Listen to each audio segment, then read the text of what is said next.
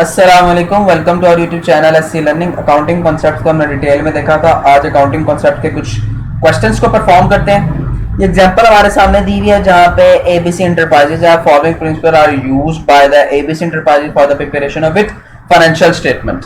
तो कंसेप्ट 1 को डिस्कस करते हैं। वहां पे क्या है, fix asset are started at cost less accumulated depreciation. तो ये कौन सा कंसेप्ट होता है? ये हिस्टोरिकल कॉस्ट कंसेप्ट होता है। हिस्टोरिकल कॉस्ट में क्या होता है कि जो आपका एसिड होता है जिस ओरिजिनल कॉस्ट के ऊपर परचेज किया होता है उस कॉस्ट के ऊपर लिखने को हम क्या कहते हैं? Historical cost. में से एक्युमुलेटेड डेप्रिसिएशन हम लेस कर देते हैं तो हमारे पास बुक वैल्यू आ जाती है।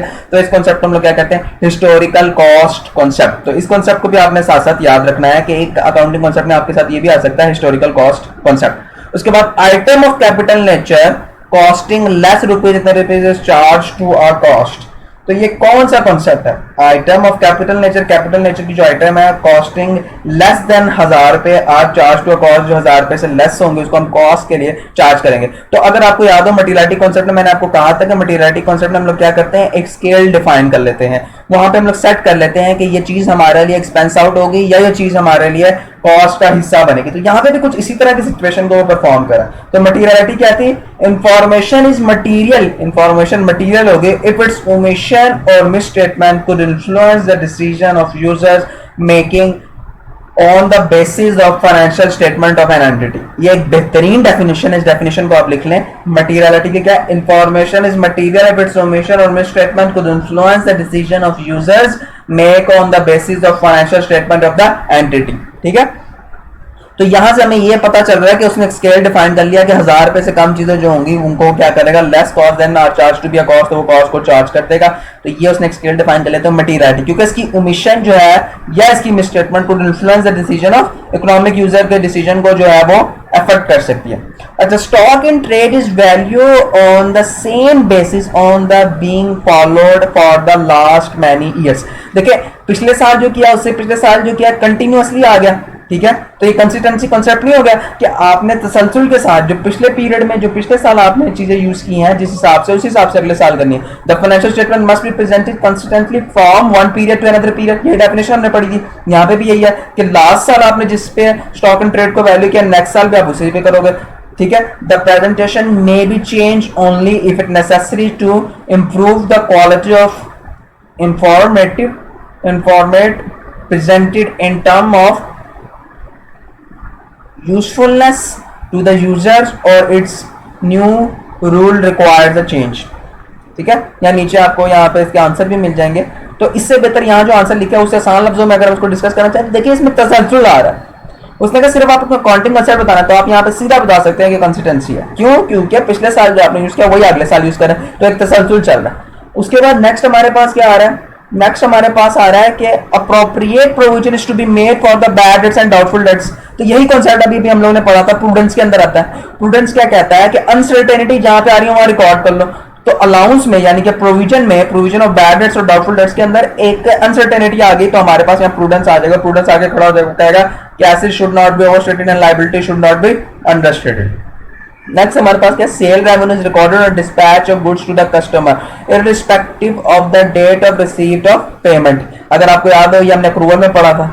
अक्रूवल हमें क्या कह रहा था? ट्रांजैक्शन रिकॉर्ड कर लो, इस चीज को ना देखो कैश आया कि कैश गया, यानी कि कैश रिसीव हुआ या कैश आपने पेड किया। आपने बस सिर्फ ट्रांजैक्शन को देखना। तो यहाँ पे सेल हमने रिकॉर्ड कर लेनी है, इसको नहीं देखना। तो डिस्पैच टू द कस्टमर को पहुंचे या नहीं पहुंचे, पेमेंट मिली या नहीं मिली। ठीक है, नेक्स्ट हमारे पास क्या? Cost of sale is recorded in the same period in which the revenue is earned from the sale is to be recorded. तो ये कौन सा कॉन्सेप्ट है? वही अक्रूवल बेसिस को मैचिंग कॉन्सेप्ट भी कहते हैं। वहां पे हमने एक्सपेंस के लिहाज से भी पढ़ा था और रेवेन्यू के लिहाज से भी पढ़ा था। तो इसके नीचे आपके पास यहाँ पे आंसर है, आप इन आंसर को जो है वो पढ़ सकते हैं।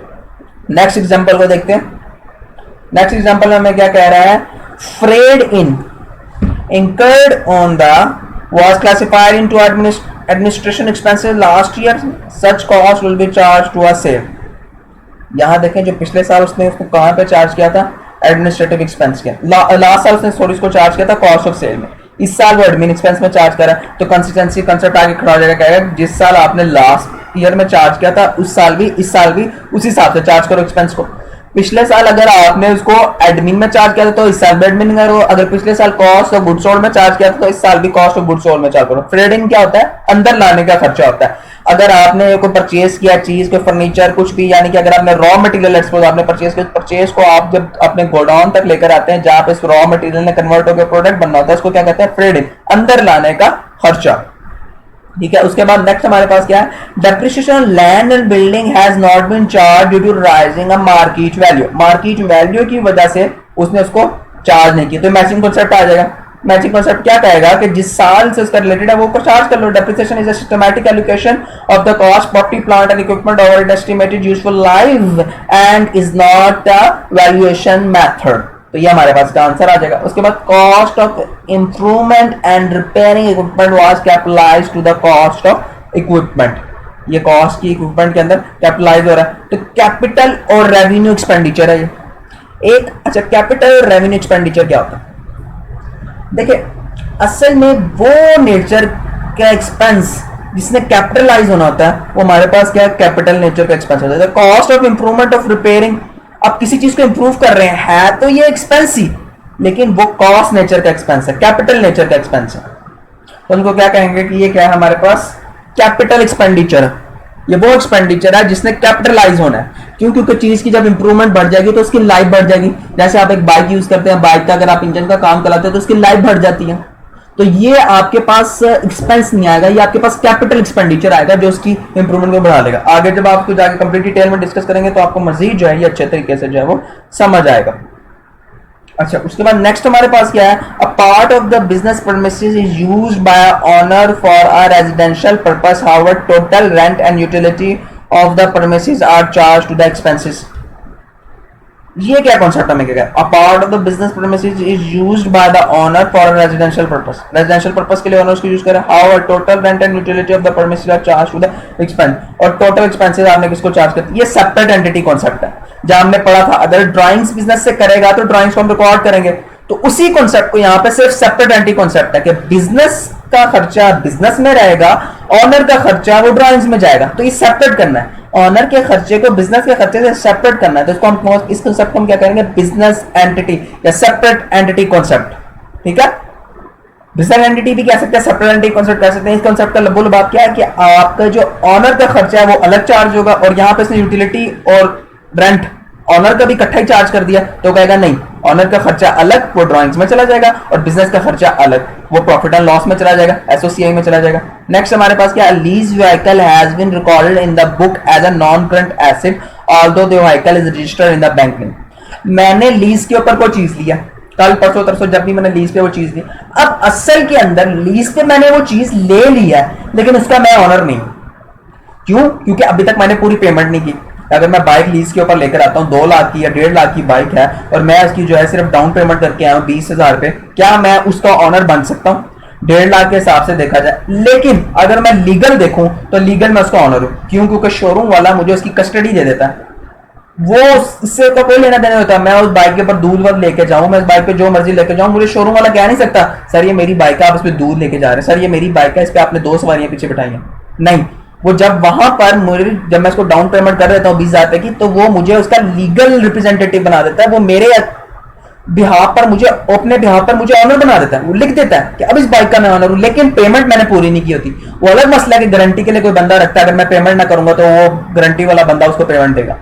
लेकिन अगर हम लीगल लिहाज से देखें तो मैं ऑनर हूं, लेकिन अगर हम वैसे उसको ऑनर देखें तो वो शोरूम वाले ही ऑनर है। क्यों? क्योंकि जब तक मैं शोरूम वाले को पूरे पैसे नहीं दूंगा तो वो हम उसके ऑनर नहीं हो सकते।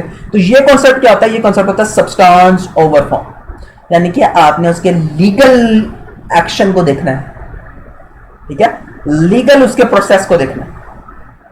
ये हमारे पास क्या रहेगा? Substance over form. नेक्स्ट हमारे पास क्या? Sale has been recorded for the goods not yet been dispatched. तो ये वही हमने देखना था पैसे आए या नहीं आए, जब सेल होगी तो हमें से रिकॉर्ड करना है। तो हमारे पास क्या कहता है? अक्रूवल कॉन्सेप्ट कहलाता है। तो इन तमाम कॉन्सेप्ट को आपने अच्छे से ग्रिप रखना है। 4 से 5 नंबर का याद सकता है, या हो सकता है आपको 1-2 नंबर का एमसीक्यूज के अंदर भी पूछ ले।